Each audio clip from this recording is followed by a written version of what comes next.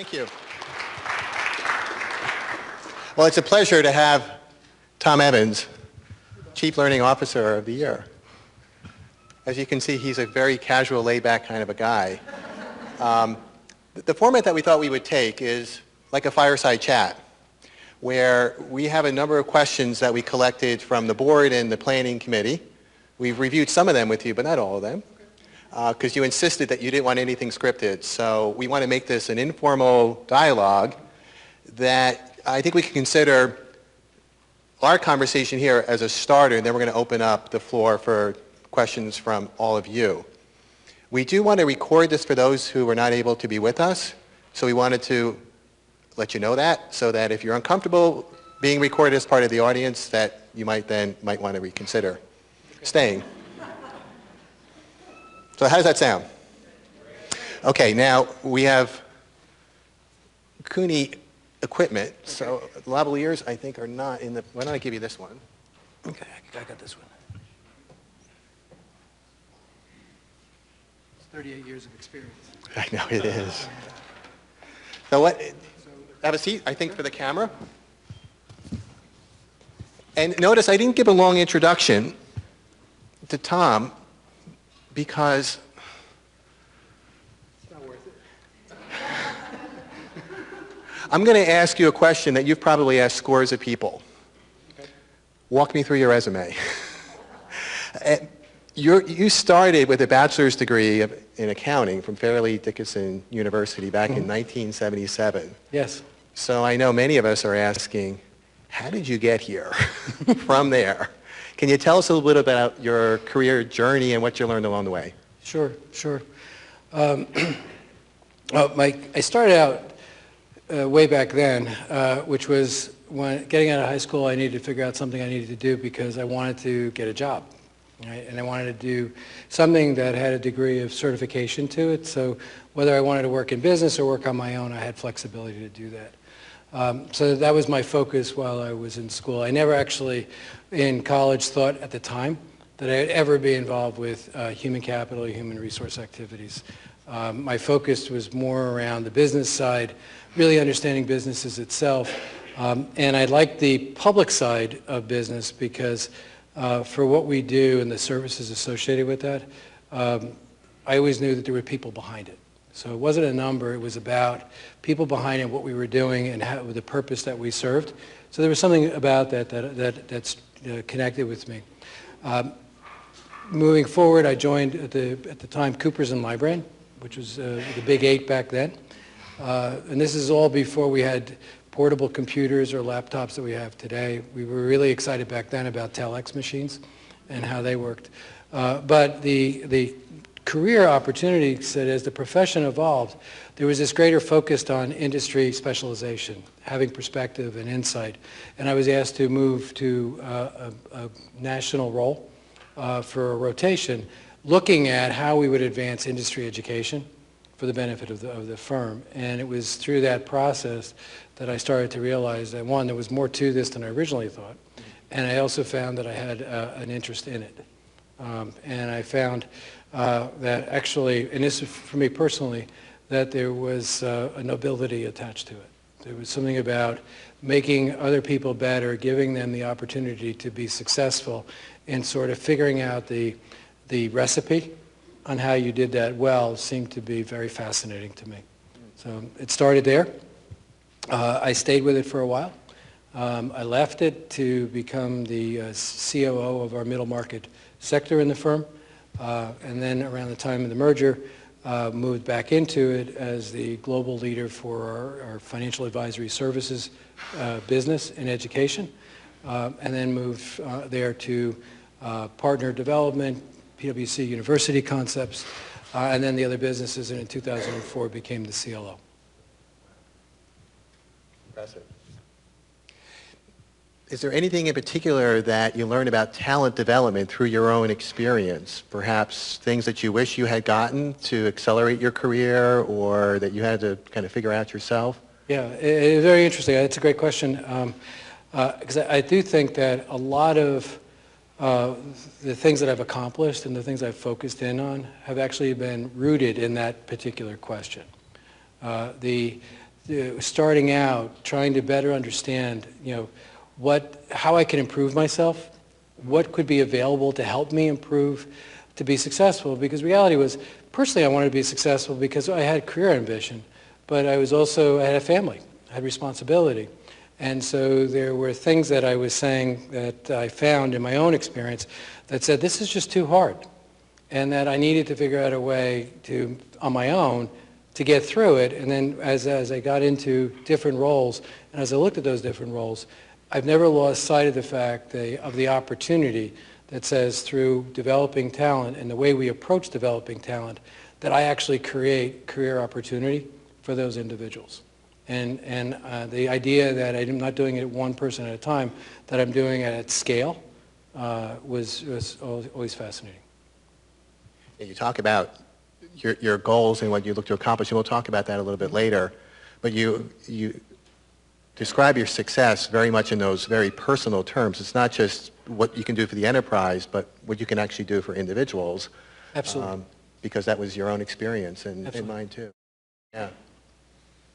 Were there any kind of good habits that you formed throughout your career that you felt served you well? It sounds like lifelong learning and really looking at different ways to develop yourself.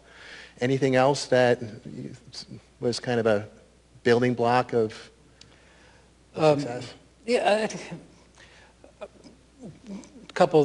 there's a couple things associated with that.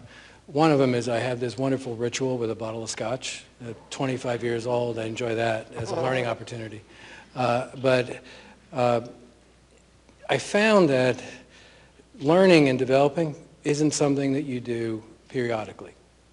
It has to become vested in what you do and how you think about what you do every day.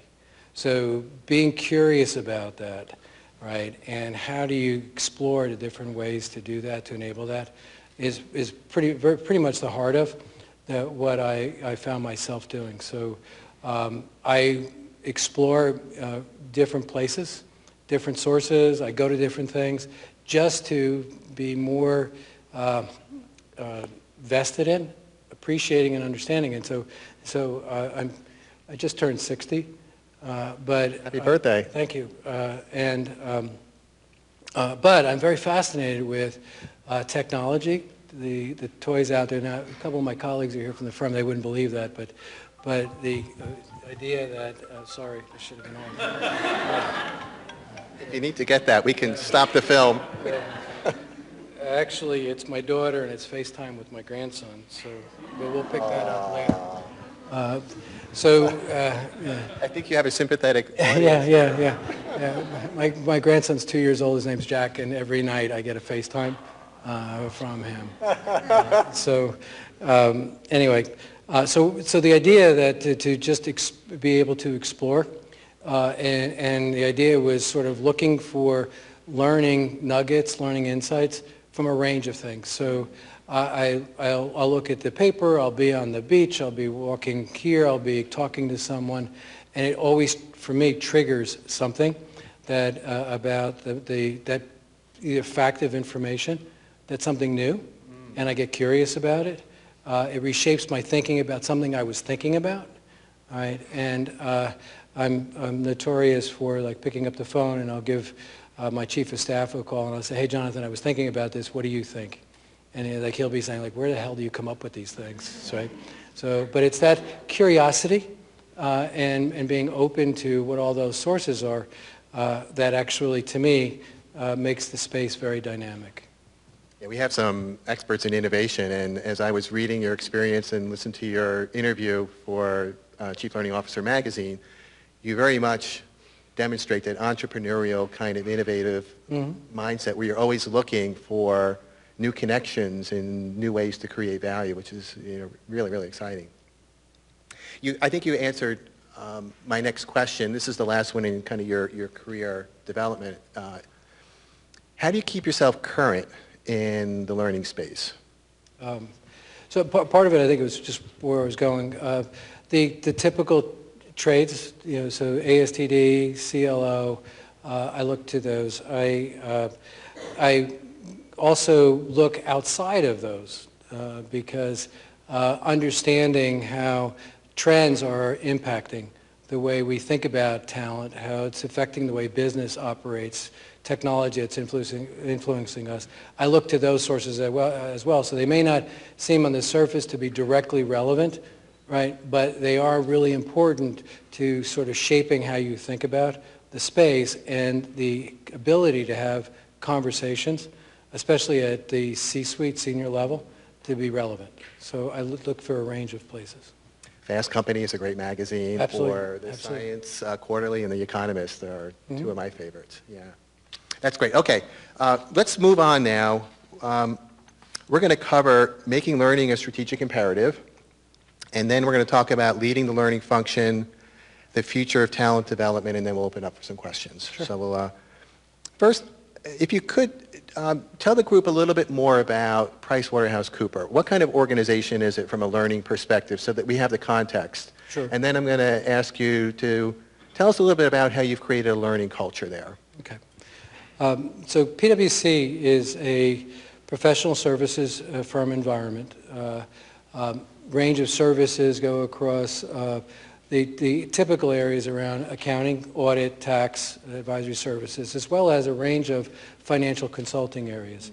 So from on the consulting side, management consulting, technology consulting, from strategy development right through execution. So there's a lot of disciplines within that that are important for our people. So with that, PwC it's a professional services partnership environment. So we're not a public corporation, but we're a large privately held. We are, as a global type environment, we are a confederation of firms, by an international agreement. Worldwide, that federation is about 190,000 strong today. In the U.S., we're about 45,000 employees and about 2,700 partners. So it gives you a sense of the scale. It's a familiar model to mine at Pfizer. Yeah. So tell me about this learning culture that you've been able to create there. In looking at the cultural environment, our environment is that you have success in your career at PwC, and we actually help you capitalize on career opportunities wherever you may go. So there's this thinking that the time you spend with PwC actually reshapes the career opportunities that you have in your future. So we are very much aware of that because not everyone becomes a partner, and at a certain point they have to go someplace else. So one approach which many years ago was about make the minimum investments you need, make the investments in the technical area because that's where your greatest contribution is, ensure you're doing the compliance aspects of it. But we have evolved enormously since then because today it's one is PwC has a purpose. The purpose is linked to building trust in society and contributing to solving complex problems. It's not about getting the audit right or the tax return. It's actually at a very high level.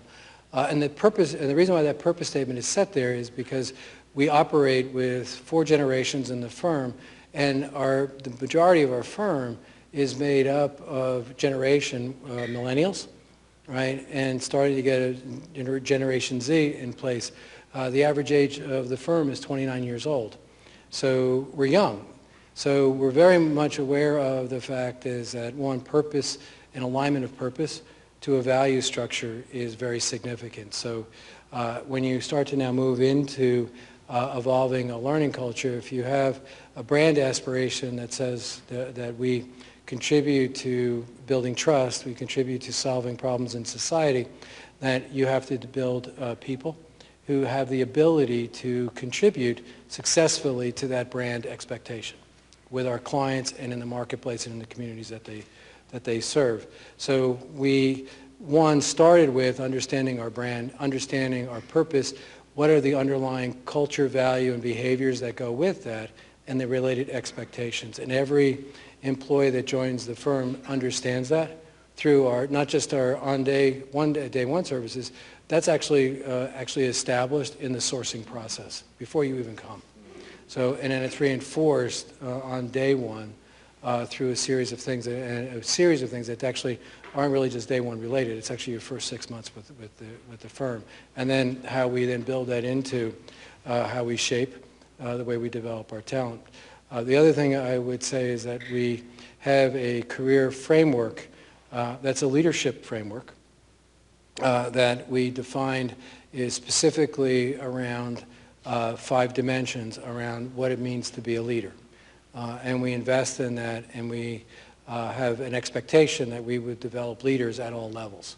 So, many times you get focused on the key, right? But if you have a brand that's out there and you have a strategy that's out there, you need not just your 3% delivering that for a role, you need everybody out there delivering that, because every conversation, every engagement that they have drives that brand. So we're very much aware of that and how we think about that in our talent development strategies. So taking that framework just down one level, it says we've shaped a position that says to be a leader, possessing the leadership ability and a successful professional at PwC, you need to possess, obviously, a requisite technical expertise that's valuable. You have to have a business and global acumen that it creates insight and perspective to enable you to have the nature of the conversations that are necessary to engage our clients and to be recognized. You have to have the ability to forge a relationship, right? And in leadership, specific area to leadership, we place a premium first on self-leadership. Lead yourself.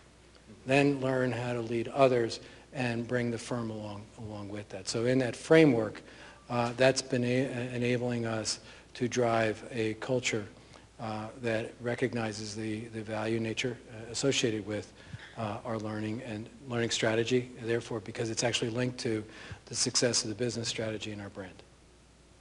It sounds like there are very high standards set, so even if you're really good technically, you might not be so good with the softer skills, and there's probably something that everyone can learn, particularly with such a robust framework, starting with leading self, leading others, and then leading the Absolutely. firm. Yeah. Absolutely. It starts there. Yeah. May I ask you what your experiences are in providing the right training to the right person at the right time? Mm-hmm. Given today's technologies, it's something I think we all struggle with, particularly if you're in a corporate environment, and we struggle with it. What's been your experience, particularly, good or bad, with today's technology? Sure.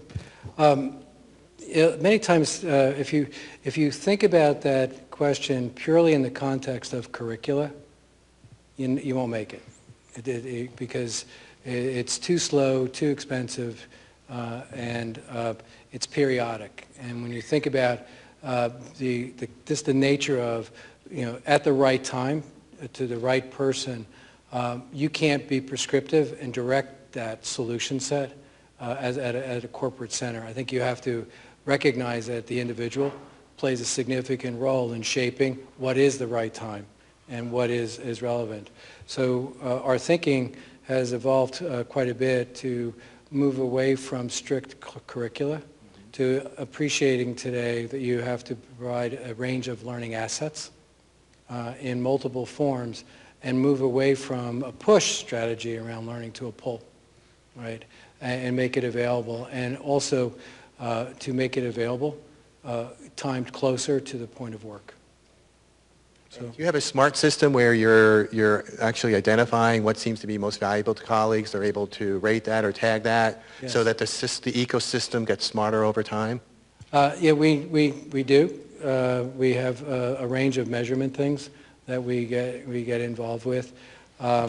So we sort of, again, I've used the word a couple times, evolved. We think of measurement at multiple levels, so like it, learn it, live it, leverage it, versus the Kirkpatrick 1 through 5. The idea is that if someone actually can demonstrate that they engage in something, they learn something from it, they can apply it in their environment, and they're sharing that with someone else, that's the ultimate objective. And so we have measurement in place that actually tracks how we're doing at each of those levels. I love that. changing the tone a little bit, what's a typical week in your life like? You know, what's it like to be CLO? Do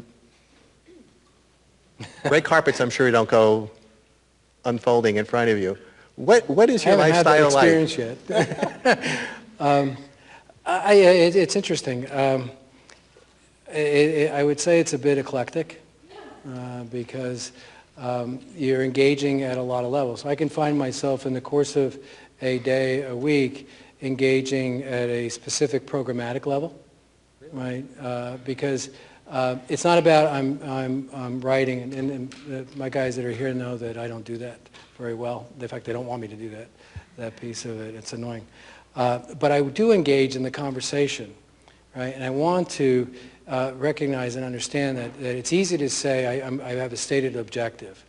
It's easy to talk about this, or there's a theme associated with this. But I want to make sure that my team, when they're working on those things, actually understand the theme and what it is we're trying to do. And the only way you can do that is to put it in the context of the business and the individual you're trying to expose whatever you're doing that with. So I'll engage in those conversations because just so much I think about being CLO, which is around driving context around what you're doing so you can make sense out of it.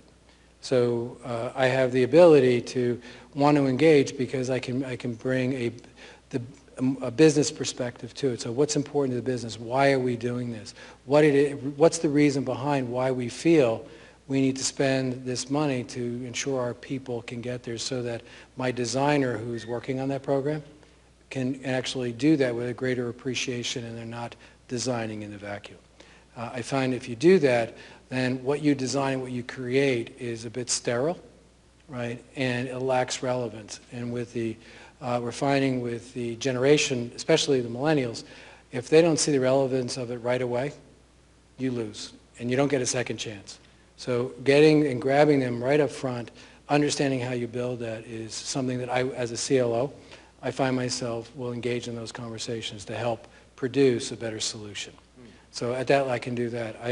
At the same time, I can roll right out of that conversation and begin to think about our technology enablement strategy and the dynamics of what's going on with technology today and understanding how that might influence where we are today. I could, same day, that could lead to a broader conversation around how do we look at the way we integrate learning into the course of work and got involved in a conversation about that. And then can move on in the same day, move on and have a conversation about the impact of MOOC technology and the platforms around that and what does that really mean and make sense out of that. And then I wrap all that up because I'm also have been for the last 10 years the deputy mayor in my town, so I could step out of that and get involved in a local matter and then end up in the evening with my grandson on FaceTime. I was just going to say, we know that about 6 o'clock, 6:15 or so, then you're FaceTiming. Yeah. Very cool. That's great. How much travel do you have to do? Last year was 106,000 miles, air miles. So I've been around a little bit. Hope you're taking your wife to Hawaii or something on your frequent flyer miles, wouldn't you? I have, when you retire? I have a lot of miles. So I don't think, the miles I have and what I have on my American Express card, I don't think I actually have to book an airline ticket until I'm sometime around 90. So. What do you consider to be the most important capabilities or competencies of a successful talent development leader?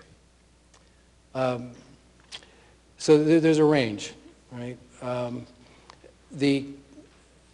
I think one is knowing where you're deep and where you're shallow and associating with the people that help you be successful.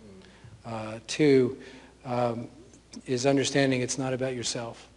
It's about how you actually advance the organization and the organization of your team, and you actually are constantly focused on how do you enable those people to grow, giving them the exposure, the experience that they need, because your relevance is not measured on what you do, it's actually what's the organizational contribution.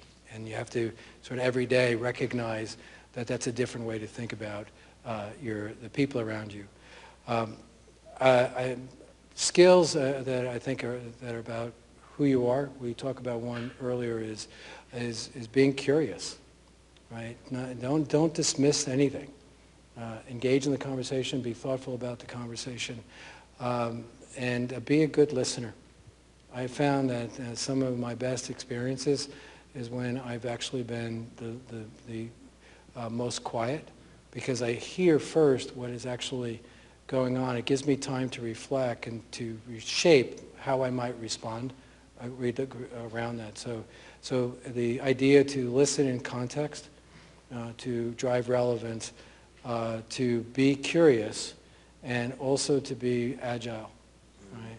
Agility is interesting because you can be so focused on something, and the idea is not necessarily lose it, but make sure you put it back on the shelf if it's not timed right, and be able to move to what's relevant and come back to it. So the idea is you never let go, but you always pick and choose, where you should be and how you should be seen. The other element of it, that's on the individual's side, being relevant as a CLO has more to do with understanding the industry that you're operating in, the strategy associated with the business you're particularly in, and the aspirations that are associated with that to be successful. Because as a CLO, you have to be relevant to the people who own the checkbook. Right? And if you're not, those are really short conversations. Yeah, you remind me of advice I got from David Binder, somebody that a lot of people know here in the chapter. And he said where he became really effective was when he took the mindset of a leader, as if this was his business. And as you've just demonstrated, you're always thinking about what it is that we're trying to accomplish and what's the best way to do that, regardless of what your particular role is, because it's about creating value for our customers and for our business. And then you can fold on top of that what a learning lens might bring in terms of what you need to do. But that first, the mindset is, what can we do to create value? Is that a fair summary? Oh, absolutely. Absolutely, it has to be. Value and it's overused, but impact on the business and how you're measuring impact on the business is really important today. I have a particular program that's a leadership program. It has every attribute about it is about self-leadership. There's absolutely nothing about the program that's specific to role-based contribution, right? And about the firm. It's about the individual. It's simply a program that all of our new seniors go through it, and it's a program that has one single objective. How do you improve one's capacity and capability to choose? Make a good choice in the context of self, family, career, and community. So very expensive design. 2,000 people go through it a year, and my firm uses it as a milestone reward program for our people, but because it's about passage. So promotion to senior is a very significant milestone in one's career, and our choice is we could either give them a bonus or we can invest in them, and we chose to invest in them. It would have been cheaper to give the bonus, so we're doing that. But measuring the impact and the value of that is critical. So we've been able to actually demonstrate that the program has value, and not only has value, it doesn't cost the firm anything, because given what it's doing from a human capital standpoint, it's actually producing a 25% return on our investment. So to show that and be able to demonstrate that as a CLO in a learning function, you raise significantly your ability to sit at the table and help the business solve its problems. So you become part of the team versus part of the administration. And that's, I found, is if there's one single thing everything is focused on, how do you engage effectively so that you are presenting value? And that's to think like the owners, think like the leadership team, understand what they're trying to solve and what you see your contribution being to that. You don't win everything, but being the fact that you think like that actually allows you to get the ticket to play. And looking out at the industry and where the future is for your firm is a big part of that. I know I've been keeping you from your questions. I'm going to ask just one or two more, and then we're going to open it up. I see a lot of scribbling. So start preparing your questions, and then we'll go ahead and open up the floor. So two last questions, both about the future of talent development. How do you see the future of our profession? It's exciting. It's a very fascinating time. And because of the opportunity. When you think about how generations think differently, they're engaged differently. You have Generation Z coming up that lives with technology, right? So the synapses of their brain works differently. It's connected differently. The rules around task switching versus multitasking are evolving and changing. The nature of technology coming into play. So we're seeing trends beyond the traditional self-study, WebEx, things like that, but you're seeing trends and understanding how technology is enabling things like adaptive learning to evolve, right? The algorithms that are associated with that break the convoy effect of classroom. So when you think about when you design for the common elements of the classroom. Well, if you could break that and actually invest to the individual level, you're seeing science and technology evolve in how we think about adaptive learning. The whole idea around scale, speed to market, pace, is becoming increasingly more significant in learning. So the idea around how you think about the range of assets and step into and allow yourself to think about learning not just at the curricula level, but at the enterprise level, right? So the framing that says traditionally the direct influence of a learning function has historically been around curricula, so structured and defined environments, right? But the opportunity that says you can look at structured and defined, structured and undefined, unstructured, defined, and then unstructured and undefined, in that realm, which that unstructured and undefined space is actually the workplace. And the things that are influencing the workplace today are extraordinary. So you have, when you think about environment, you're losing relevance if your audience can go out on Google and get an answer faster than what you can produce. But that's where they're going.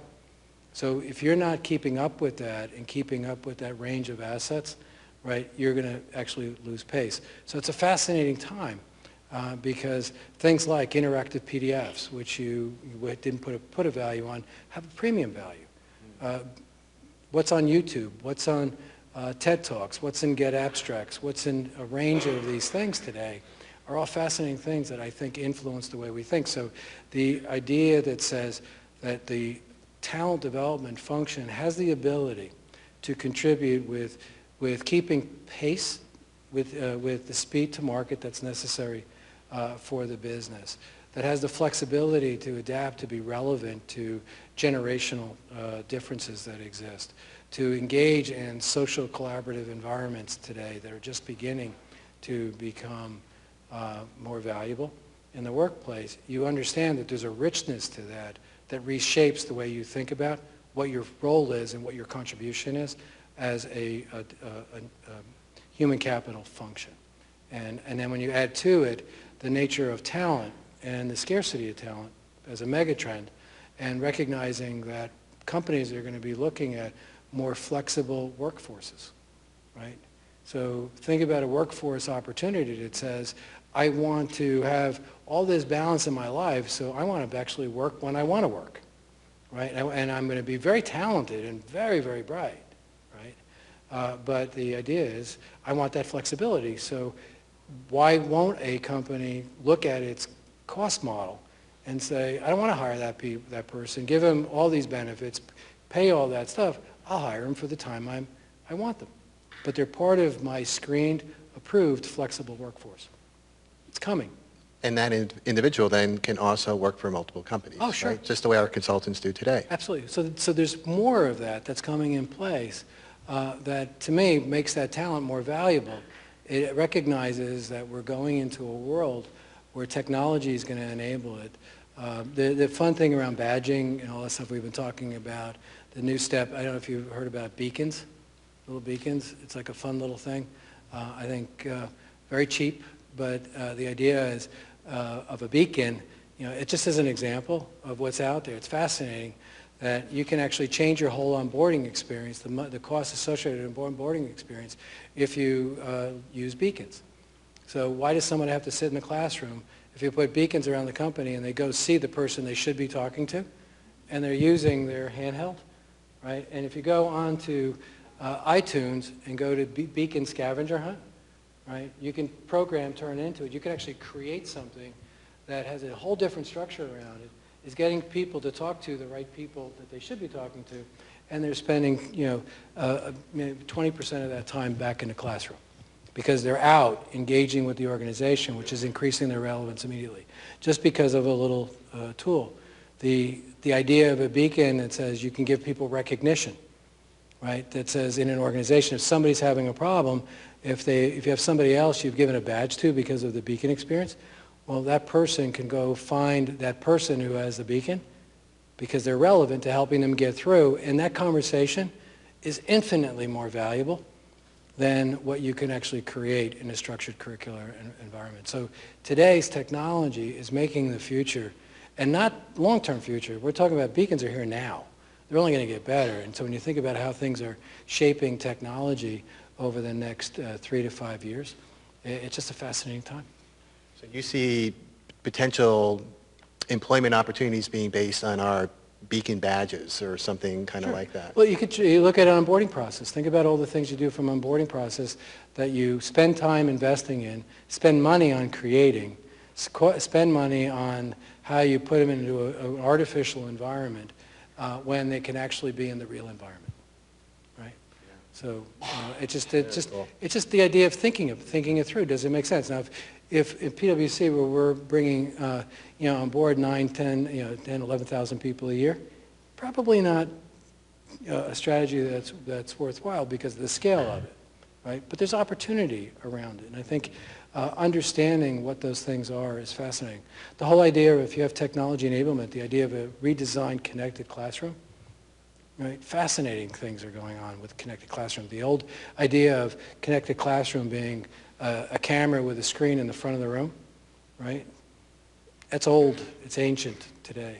The idea of actually putting multiple screens in the room with voice-activated cameras, right, with facilitation outside the room, with other technology in the room that actually turns the classroom into a learning lab, right, actually change the way you design. You don't design a scripted program, right? You design an environment, and you expose them to the environment. There's a richness to that, which allows you to explore more about the opportunities if you think about Bloom's taxonomy, right? How you can scale up and actually, again, create resources that have a different ability to play. We could actually observe our behavior with those technologies, and then you have the opportunity to look back and see how I did, and wow, I can't believe I did that or said that. Then when you think pretty frightening. You add to then the measurement attached to that, and sitting down with the company that says, I've been able to lower your cost, improve the quality of your people. This is the value associated with that because of your measurement strategy, right? Now you're seated at that table in that environment as a CLO. You get the right to play. That's beautiful. All right, let's open it up for questions. And Tom,